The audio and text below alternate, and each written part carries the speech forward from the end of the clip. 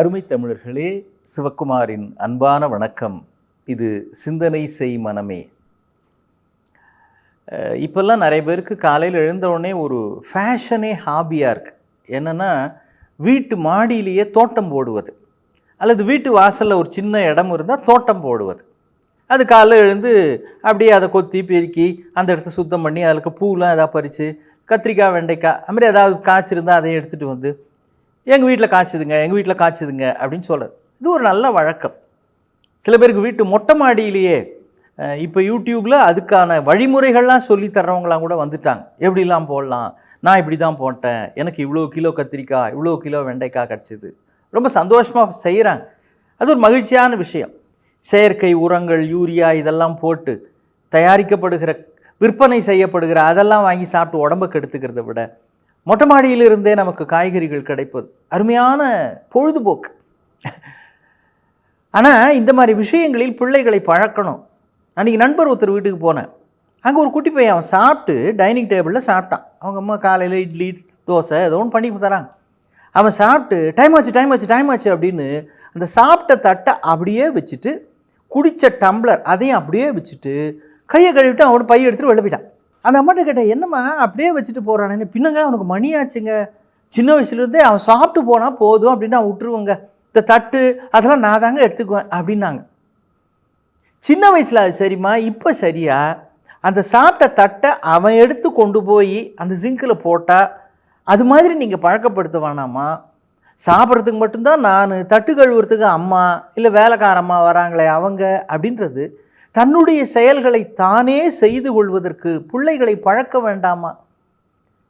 தன் செயல்களையே அவங்க செய்யலை அப்படின்னா நாளைக்கு ஊராருக்கு, உறவினர்களுக்கு, உலகத்தாருக்கெல்லாம் எப்படி செய்ய போகிறாங்க? காந்தியடிகள் ரயிலில் போயிட்டே இருக்கிறாங்க. யாரோ ஒருத்தர் வெத்தலை பாக்கு போட்டு துப்புறாரு. காந்தியடிகள் உடனே அதை தூய்மைப்படுத்துகிறார். அவர் மறுபடியும் துப்புறார், மறுபடியும் தூய்மைப்படுத்துகிறார். காந்தியடிகள் அதை பொருட்படுத்தவே இல்லை.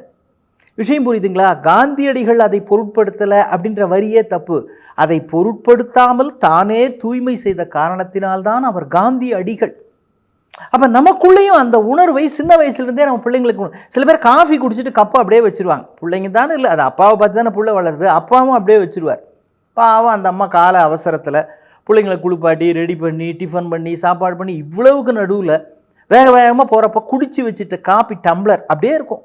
அவங்க அவசரத்தில் வரப்போ கால் போட்டு டனால்னு உருண்டு ஓடும். காலங்கத்தில் இப்படி தான் வைக்கிறதான அந்த அம்மா கத்த, ஏன் நீ உடனே எடுக்கக்கூடாதுன்னு இவரு கத்த, நீங்கள் அதை எடுத்து வைக்கக்கூடாதா, உங்களுக்கு என்ன பெருசாக கிழிக்கிற வேலை காலங்காத்தால் அப்படின்னு அந்த அம்மா காத்த. தேவையில்லாத பரபரப்பு, பதட்டம், டென்ஷன், ஆன்சைட்டி. தான் செய்ய வேண்டிய வேலைகளை தான் செய்ய வேண்டும். இதற்கு அப்பாவாக இருந்தாலும் அம்மாவாக இருந்தாலும் அவர்களை எதிர்பார்க்கக்கூடாது. நம் பிள்ளைகளை பழக்க வேண்டும். ஒரு தாத்தாவும் ஒரு பேரனும் தோட்டம் போடுறாங்க. நான் சொன்னேன் மாடி தோட்டம். அது மாதிரி வீட்டுக்கு வாசலில் அவங்க தோட்டம் போடலாம் அப்படின்னு அவருக்கு ஒரு கொஞ்சம் நிலம் இருந்திருக்குது, அதில் போடலான்னு போகிறார். அவர் பெரியவர் அப்படி வேஷ்டி மச்சு கட்டிக்கிட்டு அவர் பாட்டு கையில் மண் வெட்டி எடுத்துகிட்டு பள்ளம் தோண்டலான்னு அப்படி தோண்டிகிட்டே போகிறார். அவருக்கு அப்படியே வேர்த்து ஊற்றுது. மண் வெட்டி எடுத்துக்கிட்டு தரையை கொத்தி பார்த்தவங்களுக்கு தெரியும்.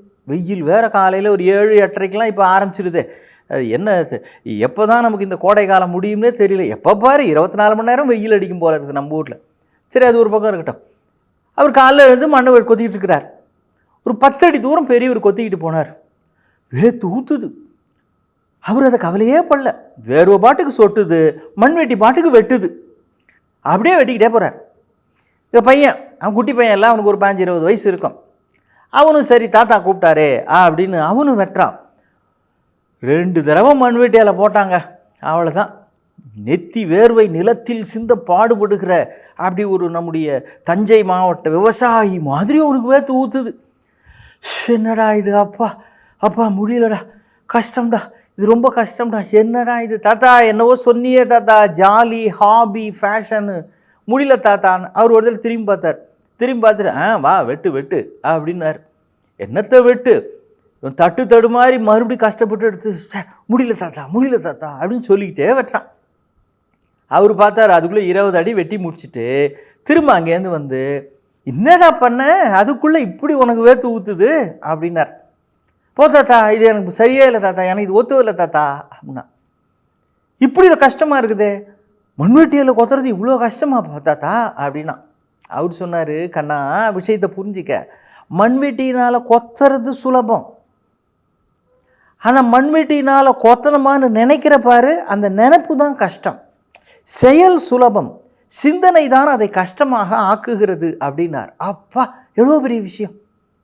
ஆனால் இவனுக்கு அது சட்டுன்னு புரியல. என்ன சொல்கிறீங்க, நீ ஆரம்பிக்கிறப்பவே என்ன பண்ணுற, வெத்து ஊற்றும், இது ரொம்ப கஷ்டம், அச்சோ ஏற்கனவே இப்படி தான் ஒரு தடவை பண்ண போச்சு, இப்போ பார் மறுபடியும் வச்சுட்டு மறுபடியும் தொடச்சிக்கிட்டு மறுபடியும் ஆரம்பிக்கிறோம், தண்ணி வேறு தாகமாக இருக்குது, தெரியாமல் இந்த வேலையை ஆரம்பிச்சிட்டோமே அப்படின்னு மனசுக்குள்ளே நீ ஒரு தடவை முடிவு பண்ணிடுற. நீ மனசுக்குள்ளே முடிவு பண்ண பிறகு அந்த செயல் ரொம்ப கஷ்டமானது என்று உன் மனம் நம்பிவிட்டால் உடம்பும் அதற்கு உரிய அத்தனை அடையாளங்களையும் காட்டுகிறது. நாம் ஒரு வேலை செய்கிறது கஷ்டம் அப்படின்னு நினச்சி ஆரம்பிக்கக்கூடாது, வேலையை ஆரம்பிச்சிடணும். இது செய்கிறது ரொம்ப சுலபம் அப்படின்னோ கஷ்டம்னு நினச்சோ அந்த கொத்துறதா இருந்தாலும் சரி, கட்டுறதா இருந்தாலும் சரி, இல்லை நடக்கிறதா இருந்தாலும் சரி, சர்க்கரைக்கு நடந்தால் ரொம்ப நல்லதுன்னு டாக்டர் சொல்கிறதுனால, சர்க்கரைக்கு நடக்கிறது அப்படின்னா டயபெட்டிஸ்காரங்களுக்கு சொல்ல வர, நடந்து போனால் ரொம்ப நல்லதுன்னு டாக்டர் சொல்லிட்டார். சில பேர் அதையே கஷ்டப்பட்டு நடக்கிறாங்க. இஷ்டப்பட்டு நடந்தால் எந்த விஷயமும் கஷ்டமாக தெரியாது. டாக்டர் சொல்லிட்டாரு நான் நடந்தாகணும், எனக்கு சுகரு டயபெட்டிஸ் எவ்வளோ குறைய போகுது, அப்போதுலேருந்து கிட்டத்தட்ட 150 அடி நடந்துட்டேன், 3/4 மணி நேரம் நடக்கணுமா, இப்போ திரும்பி போகிறதுக்கு மறுபடியும் ஒரு 3/4 மணி நேரம் ஆகும்.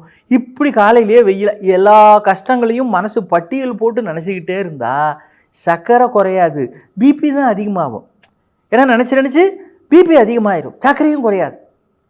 நாம் ஒரு செயல் கடினம் என்று முன் முடிவுகளோடு இருந்து விட்டால் அது கடினமாக மாறி விடுகிறது.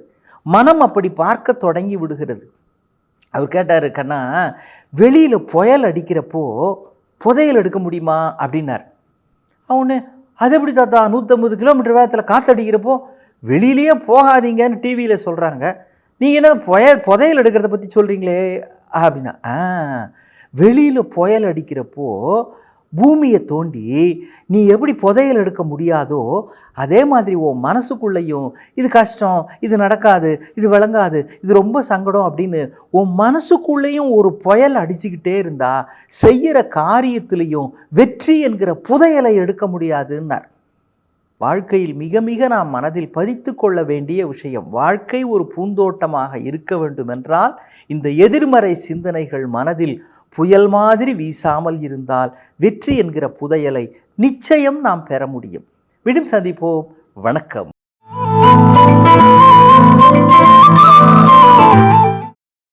இன்னும் பல வீடியோக்களை காண சன் லைஃப் சேனலை சப்ஸ்கிரைப் பண்ணுங்க.